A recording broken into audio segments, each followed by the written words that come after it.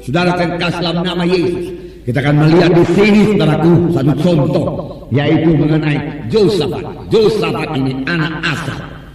Saudara, Yosafat berbuat perkara yang benar, bukan berbuat perkara yang jahat. Dan kita melihat apakah berkat yang dia terima, apakah akibatnya, supaya kita bisa teladani. Karena perjanjian lama merupakan lambang-lambang untuk perjanjian baru, dan Tuhan kita tidak berubah. Apa yang dia perbuat dahulu masih dia perbuat sekarang ini, saudara. Nah, di dalam 2 Tawari 17 ayat 1 sampai 13 kita akan baca ini bersama-sama. Semua buka Alkitabnya dan baca dengan suara yang kuat, bersemangat, dan Roh Tuhan akan memberikan pengertian kepada kita masing-masing. Mari kita mulai membaca 2 Tawari 17 ayat 1. Maka Yosafat anaknya menjadi raja menggantikan dia sebagai pemimpin Israel. Ia memperkuat dirinya dengan menempatkan tentara di semua kota yang berkubu di Yehuda dan pasukan-pasukan pendudukan di tanah Yehuda serta di kota-kota Efraim yang direbut oleh Asa ayahnya. Dan Tuhan menyertai Yosafat karena ia hidup mengikuti jejak yang dahulu dari Daud bapa leluhurnya, dan tidak mencari Baal-Baal, melainkan mencari Allah ayahnya. Ia hidup menurut perintah-perintahnya dan tidak berbuat seperti Israel. Oleh sebab itu Tuhan mengokohkan kerajaan yang ada di bawah kekuasaannya. Seluruh Yehuda memberikan persembahan kepada Yosafat sehingga ia menjadi kaya dan sangat terhormat. Dalam abad hati ia menurut jalan yang ditunjukkan Tuhan. Pula ia menjauhkan dari Yehuda segala bukit pengorbanan dan tiang berhala. Pada tahun ketiga pemerintahannya, ia mengutus beberapa pembesarnya, yakni Ben-Hail, Obadjah, Zakaria, Nathanael, dan Mika, untuk mengajar di kota-kota Yehuda. Bersama-sama mereka terus juga beberapa orang Lewi, yakni Semaya, Netanya, Zebaza, Asael, Semiramot, Jonathan, Adonia, Tobia, dan Tob-Adonia, disertai imam-imam Elisama dan Joram. Mereka memberikan pelajaran di Yehuda dengan membawa kitab Taurat Tuhan. Mereka mengelilingi semua kota di Yehuda sambil mengajar rakyat. Ketakutan yang dari Tuhan menimpa semua kerajaan di negeri-negeri sekeliling Yehuda, sehingga mereka tidak berani berperang melawan Yosafat. Dari antara orang-orang Filistin ada yang membawa kepada Yosafat persembahan dan perak sebagai upeti. Juga orang-orang Arab membawa kepadanya kambing domba jantan 7.700 ekor, kambing jantan 7.700 ekor. Yosafat makin lama makin kuat, menjadi luar biasa kuat. Di Yehuda ia membangun benteng-benteng dan kota-kota perbekalan. Banyak perbekalannya di kota-kota Yehuda. Orang-orang perangnya ada di Yerusalem. Semuanya pahlawan yang gagah perkasa. Oh, luar biasa. Saudaraku, berkat Tuhan. Bahkan di sini jelas-jelas dikatakan Yosafat menjadi kuat, bakal luar biasa kuat. Saudaraku, mengapa saudaraku? Karena Yosafat hidup benar di hadapan Tuhan, saudaraku. Sampai sekarang hidup benar di hadapan Tuhan, membawa hidup yang berkelimpahan, membawa hidup yang bersukacita, membawa hidup yang beruntung, saudaraku. Membawa hidup, saudaraku, yang damai sejahtera, membawa hidup yang mempermuliakan Tuhan sampai sekarang. Jikalau kita hidup benar di hadapan Tuhan, saudara, sama sebagaimana Yosafat hidup benar di hadapan Tuhan. Dan firman Tuhan berkata, Yosafat berbuat hal-hal yang baik di mata Tuhan. Kita tadi membaca Yosafat mengikuti jejak Daud bapa leluhurnya. Tentunya dalam hal Daud, bagaimana Daud mengasihi Tuhan, Yosafat mengikutinya. Bagaimana Daud menyembah Tuhan, Yosafat mengikutinya.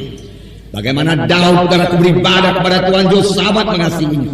Bagaimana Daud memuji-muji Tuhan, Yosafat mengikutinya. Saudaraku, bagaimana Daud mengasihi Tuhan, saudaraku, merindukan Tuhan, saudaraku, diikuti oleh Yosafat, saudaraku. Tentunya bukan dalam hal Daud berbuat zina dengan Batseba, saudaraku. Dan oleh sebab itu saudara, Yosafat diberkati Tuhan, saudara. Firman Tuhan juga berkata, ia tidak mencari Baal, ia tidak menyembah Baal-Baal, ia tidak ada sangkut paut dengan Baal. walau bangsa-bangsa di sekelilingnya menyembah para Baal. Dan sudah banyak raja-raja Israel dan Yehuda yang terikut pada penyembahan Baal. Yosafat sama sekali potong tahu. Tidak bisa, tidak ada. Kami sangkut paut dengan Baal. Kami mempunyai Tuhan yang hidup. Dia katakan, yang meruntuhkan tiang-tiang berhala, mesbah-mesbah Baal, dihancurkannya semuanya, saudaraku. Sama seperti yang diperbuat oleh ayahnya Asa, saudaraku. Dia mencari Allah ayahnya Asa. Saudaraku, ayahnya bernama Raja Asa. Saudaraku, Raja Asa ini pun saudaraku takut akan Tuhan, berbuat perkara yang baik buat Tuhan, saudaraku. Dan hasilnya saudaraku luar biasa diberkati Tuhan. Kalau mari saya bacakan sebentar kepada saudara 2 Tawarikh 14 ayat 2 mulai. Saya baca dengan cepat, perhatikan. Ini ayah daripada Yosafat. Ayahnya juga saudaraku sudah mengikuti Tuhan. Ayahnya juga tidak mau menyembah para Baal, maka meruntuhkan penyembahan Baal. Ayat 2 Tawarikh 14.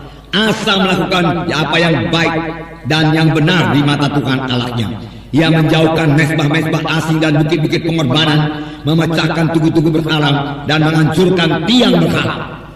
Nah, lihatlah di sini, ia menjauhkan mesbah-mesbah asing, bukit-bukit pengorbanan, tugu-tugu berhala, tiang-tiang berhala, hancurkan semua. Tidak ada kompromi.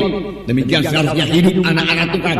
Tidak ada sangkut paut, tidak ada kontak dengan upacara-upacara kegelapan. Ayat 4. Ia memerintahkan orang Yehuda supaya mereka mencari Tuhan, Allah nenek moyang mereka, dan mematuhi hukum dan perintah. Cari Tuhan, Tuhan kita yang hidup, yang mengantarkan kita keluar dari Mesir. Tuhan yang berkuasa, Tuhan yang mendengarkan doa, yang mengasihi kita. Dan mari kita patuhi hukum-hukumnya. Ia menjauhkan bukit-bukit pengorbanan dan pedupaan-pedupaan dan segala kota di Yehuda. Akibatnya, dan kerajaan pun aman di bawah pemerintahannya. Kerajaan menjadi aman bukan dengan bala tentara yang kuat, bukan dengan organisasi yang paling baik. Tidak, karena dia mencari Tuhan yang hidup, tidak menyembah Baal, meruntuhkan semua berhala-berhala, dan kerajaan pun aman. Tuhan campur tangan, Tuhan memberkati hidupnya, terbuka jalan kepada Tuhan untuk menolong kita. Sebaliknya juga kalau kita sangkut paut dengan para Baal, berhala-berhala, maka bukannya tanganku terlalu pendek menolong kamu, Tuhan berkata, bukan telingaku terlalu berat mendengarkan doamu, tapi dosamu serupa dengan dinding memisahkan engkau dengan aku. Aku tidak bisa mendengarkan engkau, Tuhan berkata. Ayat 6. Karena negeri itu aman dan tidak ada yang memeranginya di tahun-tahun itu, ia dapat membangun kota-kota benteng di Yehuda. Tuhan telah mengaruniakan keamanan kau kepadanya, dapat membangun keberkatan, saudaraku. Keberkatan. Ada juga orang saudaraku yang mengumpulkan uang dunia ini tidak dapat membangun. Uang itu habis keluar untuk segala urusan dunia ini, saudaraku. Urusan penyakit lah, urusan dagang yang ditipu lah, dan lain sebagainya. Dia tidak bisa menikmati. Tetapi dalam Tuhan, saudaraku, mereka menikmati berkat Tuhan. Kerajaan aman dan mereka bisa membangun. Inilah hidup di dalam Tuhan, saudaraku.